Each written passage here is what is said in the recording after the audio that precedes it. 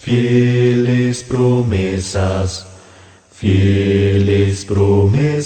de mi Dios, la promesa, Jesús volverá. Hola a todos, soy Christopher Sirias, predicador de la Iglesia de Cristo en Ciudad Quesada, Costa Rica. Bienvenidos a mi podcast, donde estaremos hablando de muchos temas bíblicos, donde podremos aprender conceptos, valores y aplicaciones de gran importancia en nuestra vida diaria, a fin de crecer espiritualmente a la medida del siervo de Dios. Acompáñeme y sírvase una porción de este alimento espiritual. Jesús volverá, fieles promesas de mi Dios, la promesa, Jesús volverá, fieles promesas.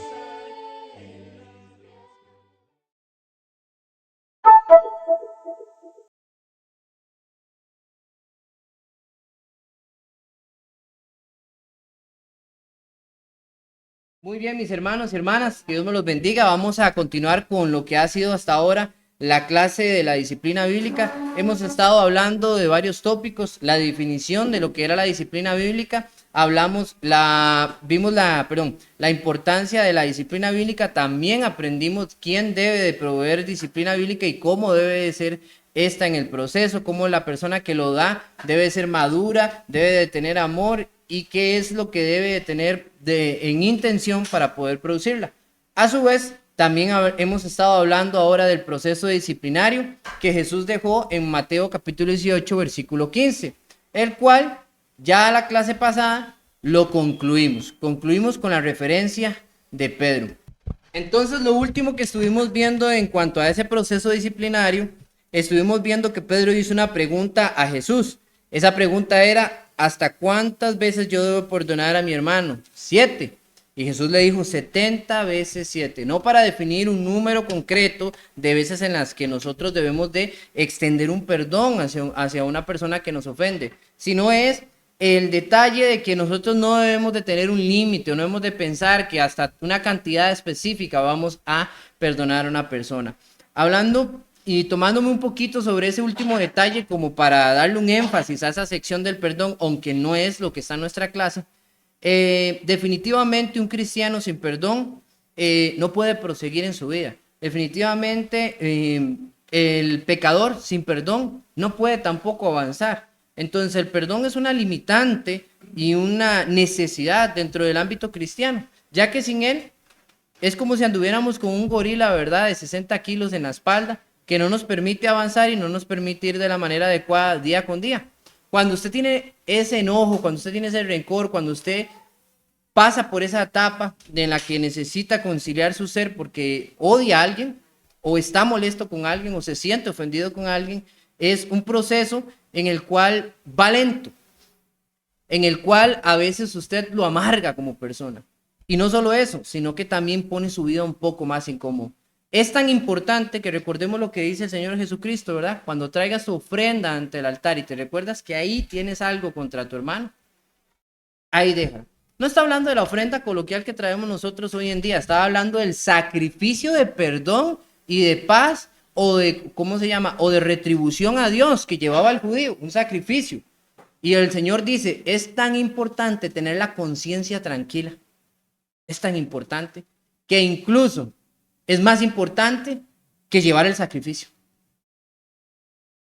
Y para que nosotros podamos tener una conciencia tranquila, para que nosotros nos sentamos en paz, para que podamos sentir nuestra adoración tranquila, para que podamos sentir todas estas cosas, no debemos de cargar con esos sentimientos. Es importantísimo. En el proceso de la disciplina es importante entenderlo. Debemos de estar siempre abiertos, los que somos los ofensores.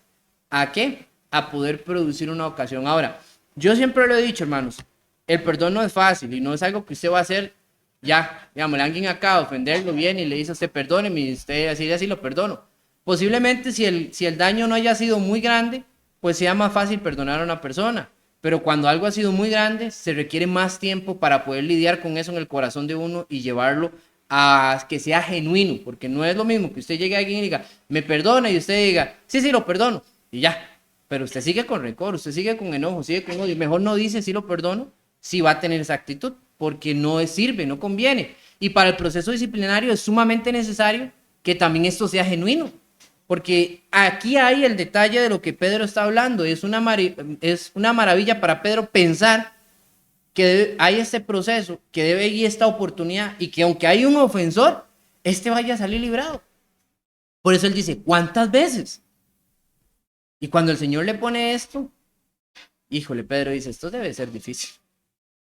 Porque la mente del judío tenía límites, pero en el Señor no los hay. Y si nosotros debemos de imitar lo que el Señor ha hecho, es sumamente importante. Jesucristo perdonó, sin importar qué. Violadores, ladrones, prostitución, chisme, montones de pecados, hermanos. En Cristo son perdonados. Y a veces nosotros, lamentablemente, nuestra memoria nos juega un gran y mal papel. Y no nos permite también que el proceso disciplinario concluya. Porque aunque lleva un proceso internamente en la iglesia, como individuos, aún estamos queriendo sangre derramada. Y eso no es correcto. Muy bien, para avanzar, hermanos, entonces vamos a ir a la otra parte que tiene que ver con esto mismo, pero que no está dentro de lo que Jesús está hablando. ¿Cómo disciplinar a un hermano de edad avanzada, o sea, mayor? Porque no es lo mismo disciplinar a una persona que es de edad suya menor a uno que es mayor de su edad, ya que hay una diferencia muy grande. Pablo hablaba de esto con Timoteo. Acompáñenme a 1 de Timoteo capítulo 5. Vamos a ver, aquí hay dos partes del texto porque también está la parte de los ancianos y es importante que lo veamos. Estamos tratando de hacer el mejor trabajo y llenando todas las dudas para que no haya falencias en los procesos. El Señor ha abarcado todo lo que es necesario, hermanos. Capítulo 5 de 1 de Timoteo, desde el versículo 1 al versículo 2.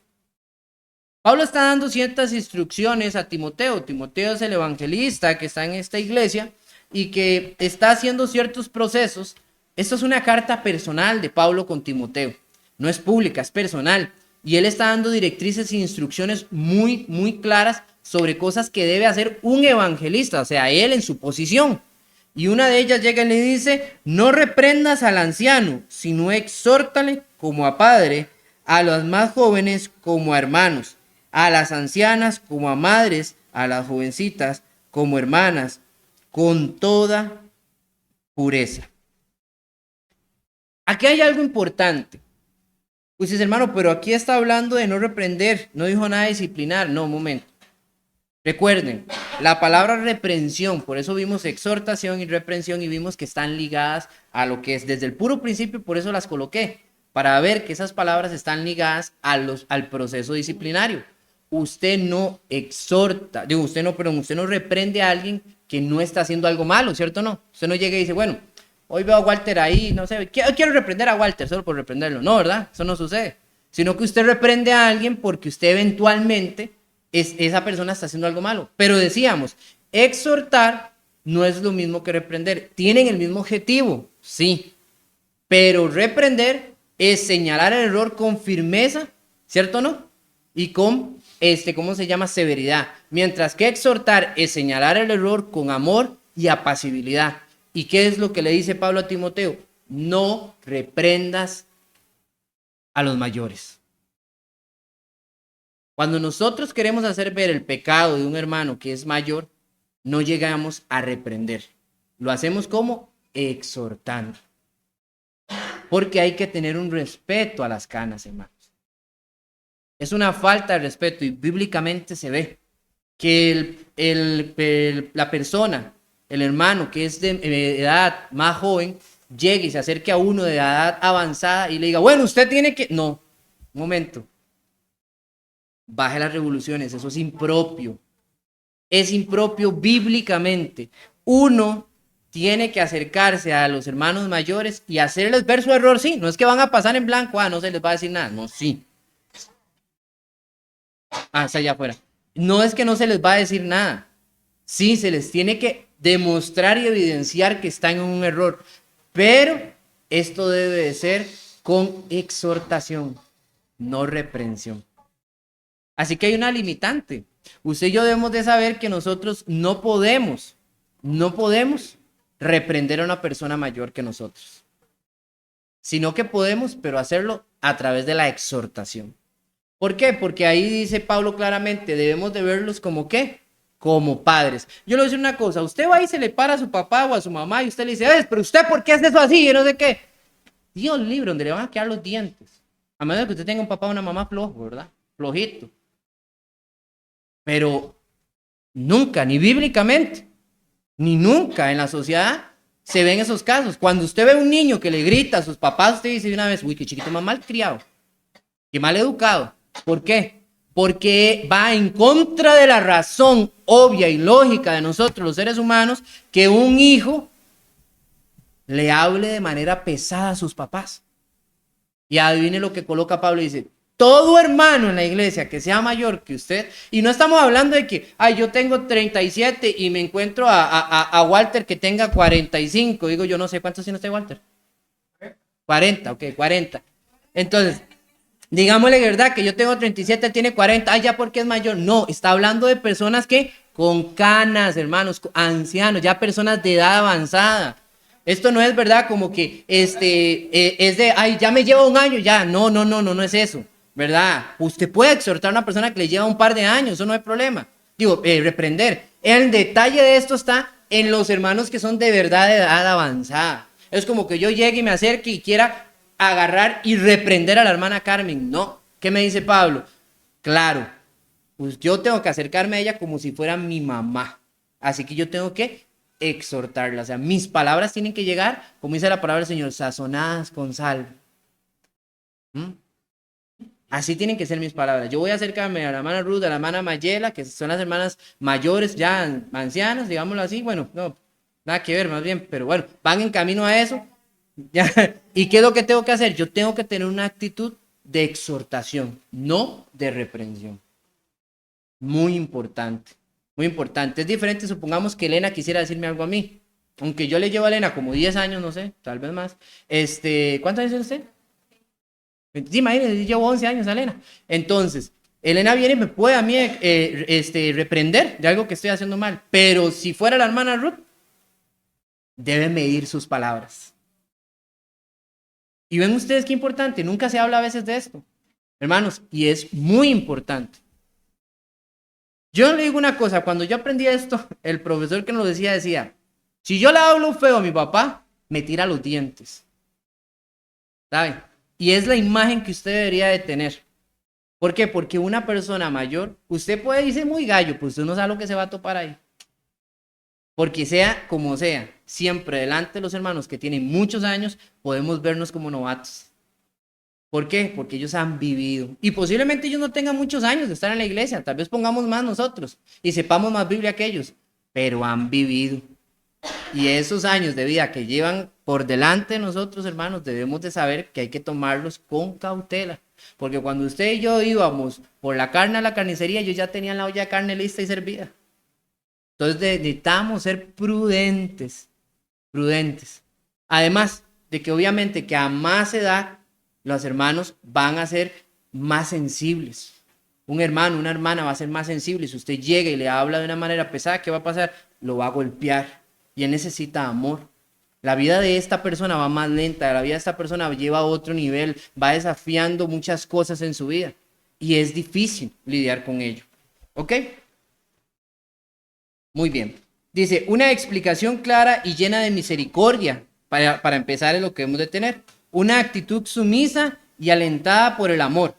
Y estar dispuestos a invertir tiempo adecuado y explicaciones adecuadas a su comprensión.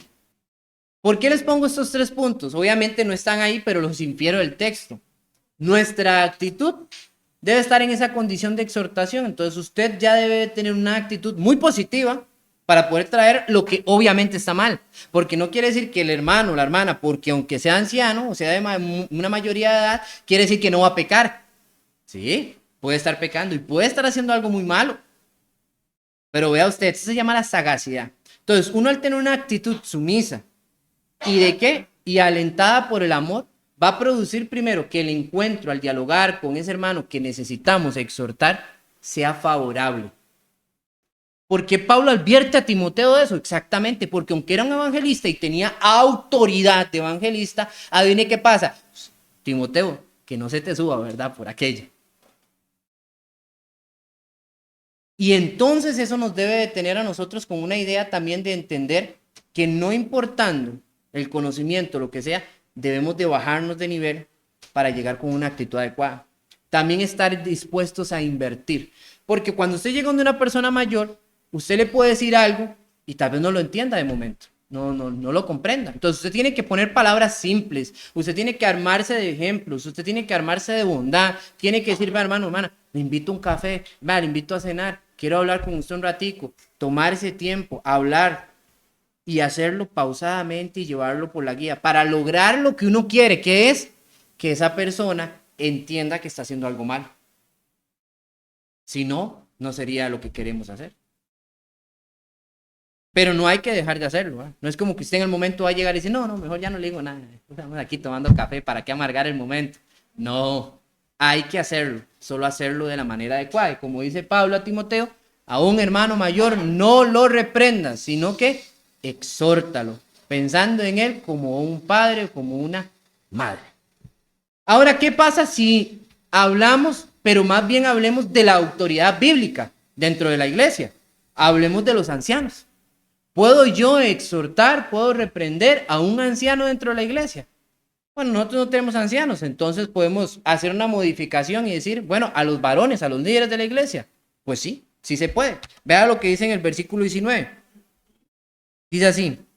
Bueno, antes de leerlo, para que ustedes vean que no se está hablando de otra vez los ancianos o las personas mayores, sino que se está hablando del cargo, vamos a leer mejor el 17, dice, vea. A los ancianos que gobiernan bien sean tenidos por dignos, de doble honor, mayormente los que trabajan en la predicación y en el enseñar. ¿De quién están hablando? Sí, como un cargo de liderazgo, ¿eh? ¿Ok? Entonces hay que tener honor a los ancianos que gobiernan bien, gobiernan. ¿Por qué? Porque ellos gobiernan la iglesia. A quien no le guste. Una vez hablaba con un hermano y les presentaba el papel del ancianado y él llegaba y decía, entonces quiere decir que si un anciano decide, los ancianos deciden algo, se tiene que hacer y todo el mundo tiene que hacer, ¿sí? Porque eso es lo que dice aquí. Y Dios le ha puesto la autoridad de gobernar cada iglesia individual, porque un anciano aquí no gobierna otra iglesia de allá, ¿verdad? La de acá, ellos son los que van a tomar decisiones. Obviamente ellos van a tomar decisiones basadas en la Biblia. Obviamente van a tomar decisiones basadas en la necesidad del pueblo, no en sus propias conclusiones. Pero como pueden errar y como pueden cometer pecado, adivine que sí se les puede llamar la atención. ¿Pero cómo? Aquí está el proceso. Ahora sí, versículo 19. Contra un anciano no admitas acusación, sino con 2 o 3 testigos.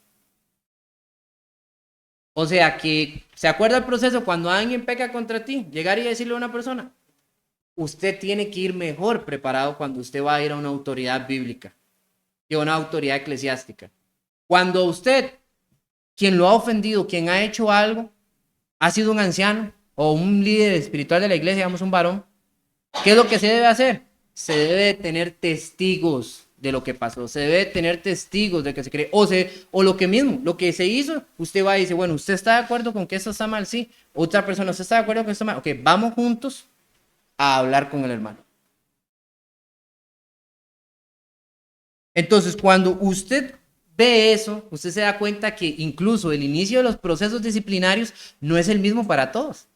El de un hermano de la fe igual que uno, hay una forma. ¿Cuál es? La forma, ¿verdad? A solas, después la forma de un testigo y después la forma de ir a los líderes. El del adulto mayor, la forma de llegar con exhortación, con cariño, amor y dulzura para decir las cosas. Y la de los líderes espirituales, con testigos, entre varios, para ir a avalar y a comprobar un punto.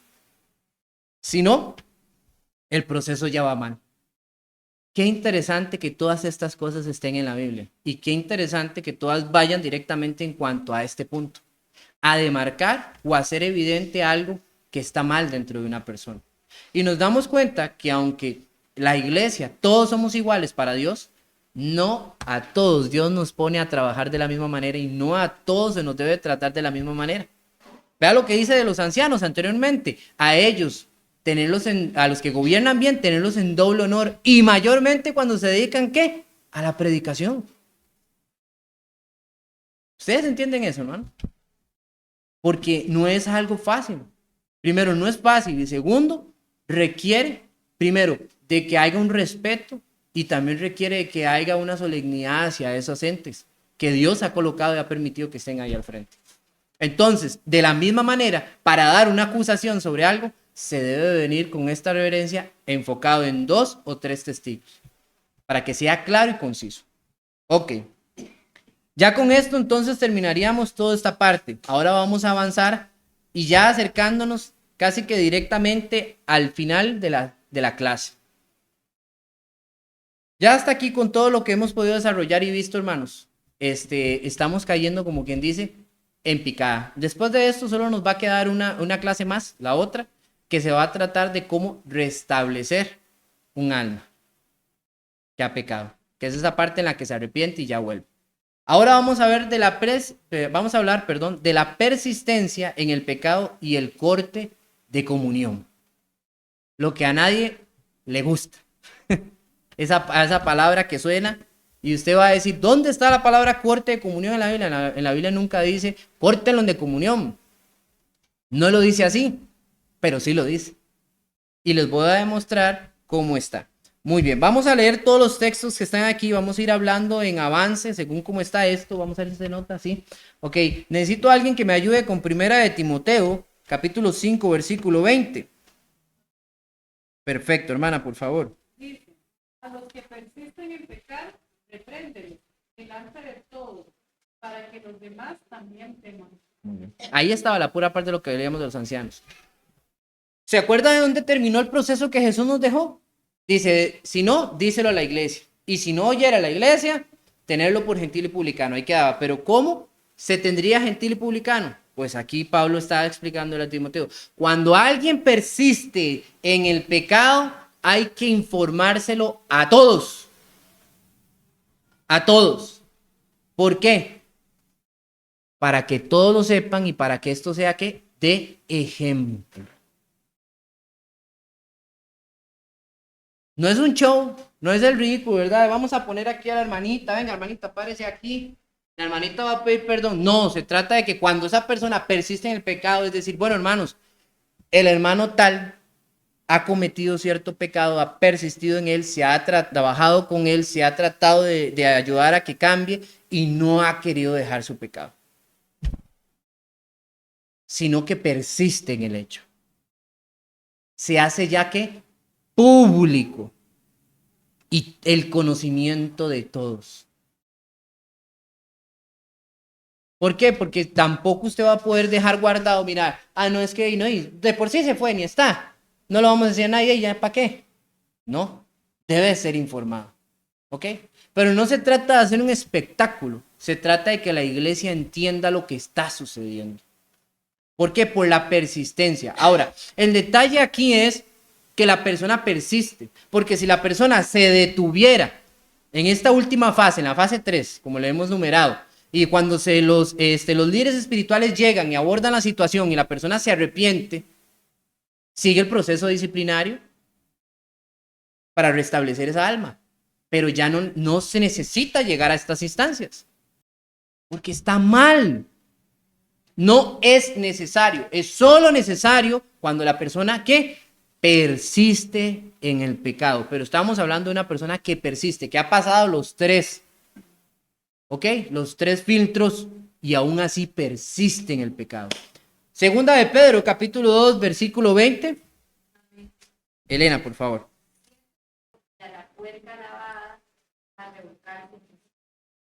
Muy bien. Eso es lo que necesitamos saber. ¿Por qué cuando la persona persiste en el pecado, por qué normalmente las personas se van de la iglesia o se cierran o se ponen en enegrecías oscuras y no aceptan nada? Porque lo dice la palabra del Señor. Pedro lo refleja aquí muy claro. Su estado vuelve a ser peor que el que tenían al principio. ¿Ustedes alguna vez han ido a alguna porqueriza? Sí. ¿Y ustedes han visto cuando lavan los chanchos? Agarran y baldean todo eso porque es una hediondez, ¿vale? Y porque los chanchos, usted sabe que donde cagan duermen. Y donde comen, cagan. Es así. Entonces, ahí tiene toda esta contaminación y ellos ahí se revuelcan ahí a esto y el otro. Ok. Y para que sea más desagradable, Pedro lo dice en algo que le disgusta al judío, el cerdo. ¿Ok? Entonces, usted llega a esa imagen y cuando los lavan, usted llega, los lava, los pone bien bonitos, les pega esa lavadota, para que después para los chicharrones esté bien, le dice usted, y listo, lo dejó limpiecito. ¿Y sabe qué hace el chancho? Sale corriendo y se vuelve a embarrar en el lodo. Porque su naturaleza está estar sucio. Al chancho le gusta estar sucio. Obviamente tiene sus ideas. Al chancho le gusta estar sucio porque así los zancudos no lo pican tanto, los bichillos no le incomodan. ¿Me entienden?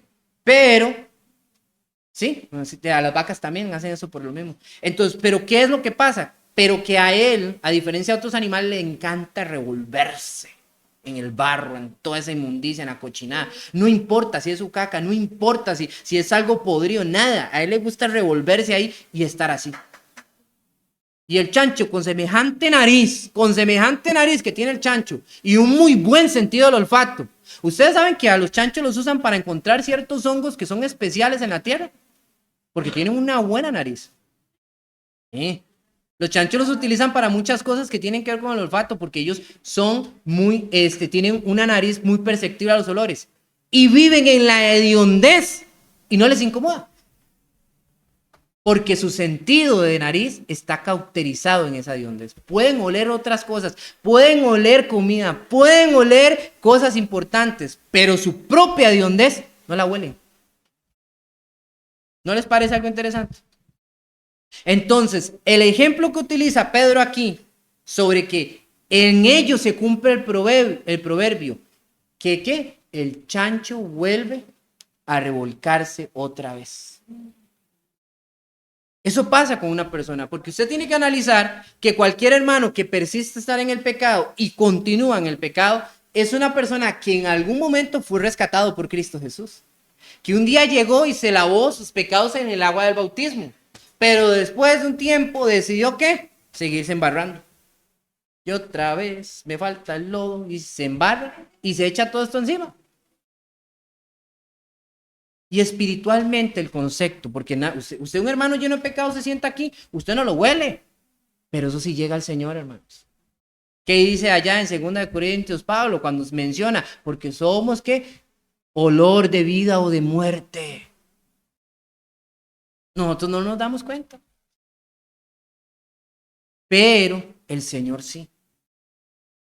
¿Por qué esos corazones se amargan? ¿Por qué esos corazones se endurecen tanto? ¿Por qué cuando incluso a veces algo y todo es, ay, todo me lo dicen a mí, todo esto es acá? ¿Por qué es todo ese detalle? Porque se han endurecido, se han vuelto a llenar de este fango lodoso. Y es tan simple, hermanos. El Señor va a estar ahí para limpiarlos de nuevo. Si ellos dicen de corazón, como dijo aquel el hombre ciego que dice, sabemos que Dios no oye a los pecadores, pero si hay un corazón constricto y humillado, a ese oye. Si uno sabe que está mal dentro de uno, hermano, y uno llega y le dice, Dios, perdóname. Dios no perdona. Hermanos, es que Él es misericordioso. Es que no es el problema Dios. No es el problema ni siquiera ser disciplinado. Vea lo que dice allá en Hebreos. Quiero que vayan de nuevo conmigo al principio donde estábamos en aquel texto que estuvimos enfatizando mucho esto. Hebreos capítulo 2, hermanos, es importante. 12, versículo 5, dice de la siguiente manera. Y ya habéis olvidado la exhortación que como a hijos se os dirige, diciendo, hijo mío, no menosprecies la disciplina del Señor, ni desmayes cuando eres reprendido por Él, porque el Señor al que ama, disciplina. Aún más, hermanos, que el Señor nos siga hablando hoy en día demuestra que somos hijos y no bastardos. Eso es importante. Eso es importante. Y continúa el texto, dice, versículo 11. Es verdad que ninguna disciplina al presente parece ser causa de gozo, sino de tristeza, pero después da fruto apacible de justicia a los que en ella han sido ejercidos. ¿Usted entiende qué es eso, hermanos?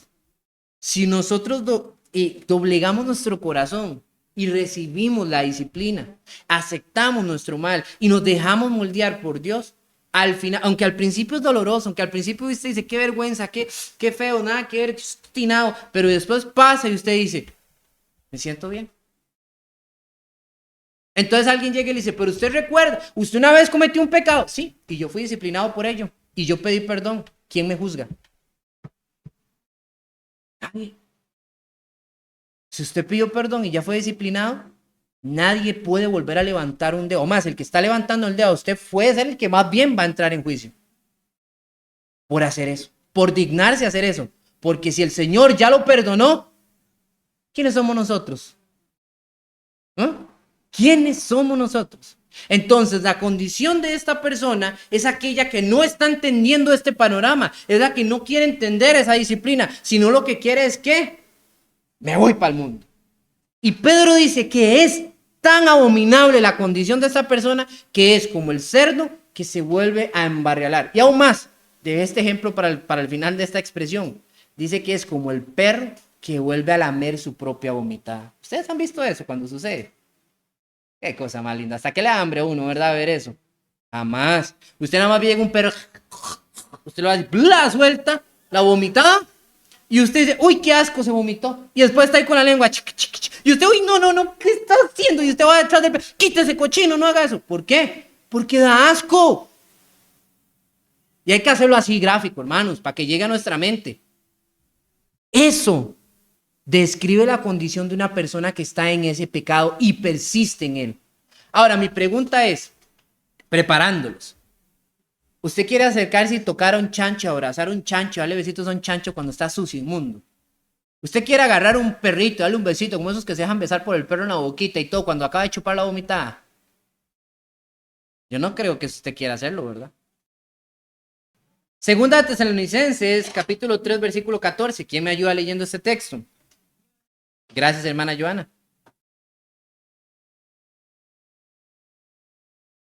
Mas no lo tengáis por enemigo, no amonestadle como a hermano. Muy bien. Aquí hay algo importante. Obviamente Pablo viene hablando de un contexto, sí viene hablando de un contexto de reprender y poner en disciplina a alguien. ¿A quién? A los que son ociosos y andan de vagos. Que como decían, ay, el Señor no viene pronto, ¿para qué vamos a trabajar? Y entonces estaban manteniéndose de la benevolencia de todos los demás hermanos. Es lo que pasó en Tesalónica ahí.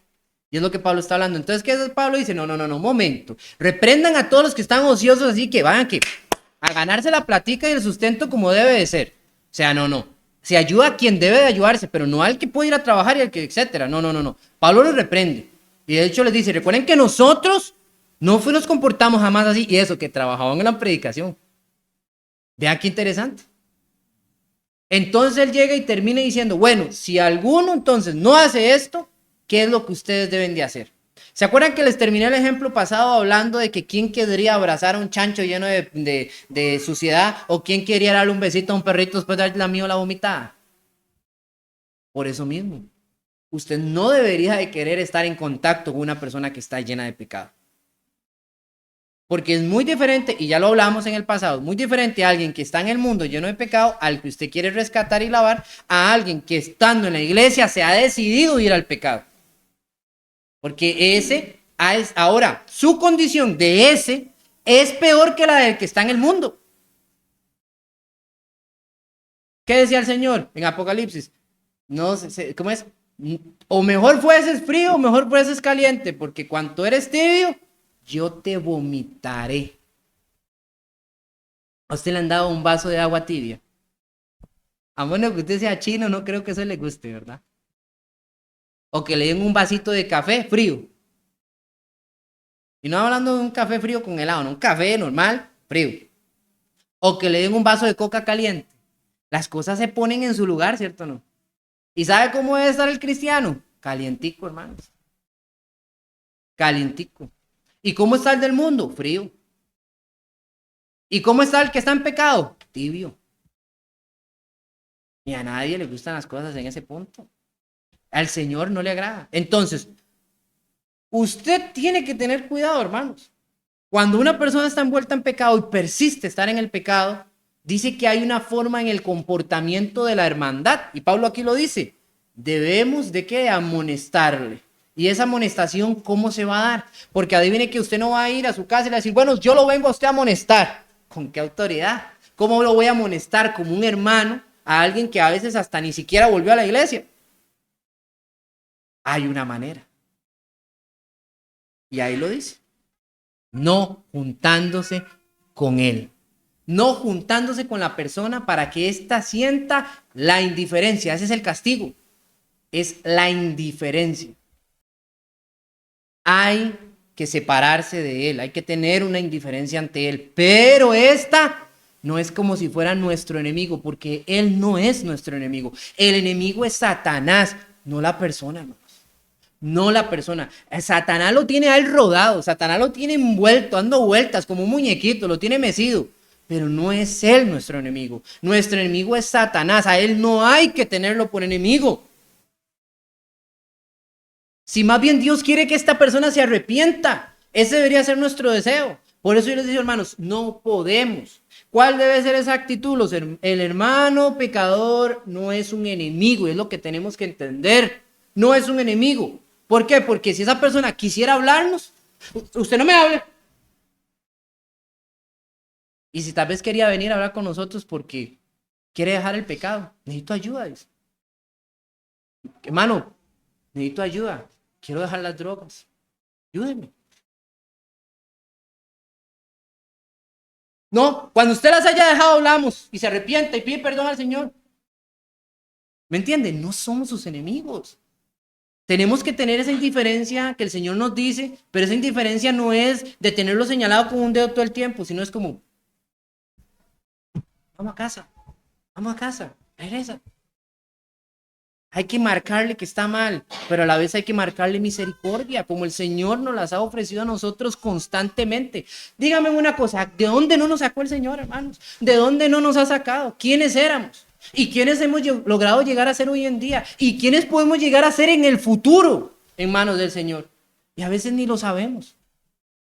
Usted no sabe si esa persona que está ahí, que está en el pecado, el día de mañana puede ser la persona que lo está ayudando a usted más bien a levantarse del suyo.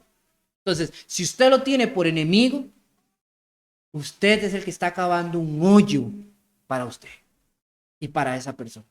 Pablo, aquí voy a rescatar, todo es importante, pero voy a rescatar esa parte. Alejarse del que está en pecado es de sabios. Porque aquí hay un detalle, aparte de darle esa indiferencia para que sienta dolor y para que entienda que hizo algo mal, nos conviene a nosotros para no meternos en un problema mayor. Cuando yo quiero mantener una relación estrecha con un hermano que está aún viviendo en pecado y yo sigo y todo, ¿sabe qué va a pasar? Como ellos están para llenar su propio vientre, como dice Pablo, van a terminar metiéndome ese comezón de oído a mí. Usted llega entonces donde el hermano que anda en fornicación y dice, no, pero es que ¿sabe qué? Es que eso que está ahí, no, eso Jesús lo dijo en ese momento para los judíos en ese tiempo, pero las cosas ya son diferentes. ¿Dónde está el amor de Dios? ¿Dónde se demuestra? Si yo no quería estar con esa mujer, ¿dónde está el amor de Dios? No puedo tener yo otra esposa. Tengo que entonces toda la vida estar esclavo y yo nunca voy a tener sexo y abstenencia. Y esas ideas a ustedes lo van a comer. Pero ¿por qué uno no puede fumar marihuana? Si es natural, hermano, si es natural, usted se pone a pensar, vea los beneficios que tiene la marihuana. Usted más bien lo hace sentir mejor. Yo tengo unos dolores, usted tiene esos montón de dolores. Hermano, usted le fuma marihuana y se quita las manos 2 toques. ¿Cómo le va a abrir los bronquios? La va a tener animosa, nunca más le vuelve a doler nada. Hasta hambrita le va a dar, no le digo, ¿cómo va a ser malo? Hermanos, argumentaciones para darle validez al pecado existen. Existen. El diablo con Biblia quiso atentar a nuestro Señor Jesucristo en el desierto. Con Biblia, Satanás, al Señor. No va a venir un hermano jugado a querer a usted voltearlo. Por eso Pablo dice, es sabio alejarse de él. No, hermano, es que yo estoy manteniendo una relación con él, o más yo lo llamo, yo vivo hablando con él. ¿Sabe por qué? Porque yo me lo voy a ganar para Cristo. Cuando usted se da cuenta, más bien él se lo gana a usted para Satanás. Romanos capítulo 16, versículo 17 al 19, fue lo que leyó Henry, ¿verdad? Muy bien. Entonces, apartarse es una decisión de sabios. Y terminamos con 1 Corintios capítulo 2, versículo del 2 al 6. ¿Quién me lee eso, por favor? ¿Dónde es bíblico sacar de comunión a alguien? Ahí. Ahí. ¿Qué dijo Pablo ahí al principio? Versículos. Y vosotros estáis envanecidos, ¿no debieras más bien de haberle lamentado para que fuese quitado de en medio de vosotros? Y después llega en el 5 y dice, el tal sea entregado a Satanás. No es que usted, ¿verdad?, va a hacer un pacto satánico. O sea, Satanás, ven y llévatelo. No. Bueno, porque nunca falta, hermano, quien salga con una cosa como estas. Ay, hermano, entonces, ¿cómo uno se lo entrega al diablo? No, es una forma verbal, hermanos, de hablar. ¿Qué es lo que está diciendo? Déjelo que se vaya al mundo, déjelo que se revuelque en el pecado, deje que el cuerpo vaya y sufra. Porque quizás así después regrese. Es que en la iglesia, esa cosa, vaya 2, 5, 10 años y vuelve a la iglesia. ¿Qué es lo primero que le dice a todo el mundo? No vale la pena, hermanos, no vale la pena. Porque hay veces que hay personas que hasta que no las revuelca Satanás y las hace sufrir bien sufridas, no entienden lo que están haciendo. Les pasa como el hijo pródigo. Es lo que está diciendo Pablo, es la misma representación. Estando allá, lleno de pura inmundicia y con hambre, abrió los ojos y dijo, ¿qué estoy haciendo aquí? Entonces, hermanos, para aquellos que dicen, no, se puede expulsar a una persona a la iglesia, es totalmente falso. Sí se puede, pero se puede hacer cuando una persona, número uno, persiste en el pecado y aún así quiere venir a sentarse aquí en la banca y decir que lo que está haciendo está bien. No el que ha estado pecando y está en un proceso para mejorar. No, el que está aquí y yo me cruzo de brazos y ¿qué importa? Así me quedo. Por si aquí no me pueden echar. ¿Quién dijo que no lo pueden echar? Si usted está pudriendo a toda la iglesia, ¿sabe qué tienen que hacer los líderes espirituales? Decirle, Señor, dama, conozca la salida. Regrese cuando su actitud haya cambiado. Para que ustedes vean qué serio es esto, de estar junto con alguien que está envanecido en el mal. Muchas gracias por haberme acompañado hoy en este estudio. Que Dios les bendiga y espero que puedan estar en un próximo segmento.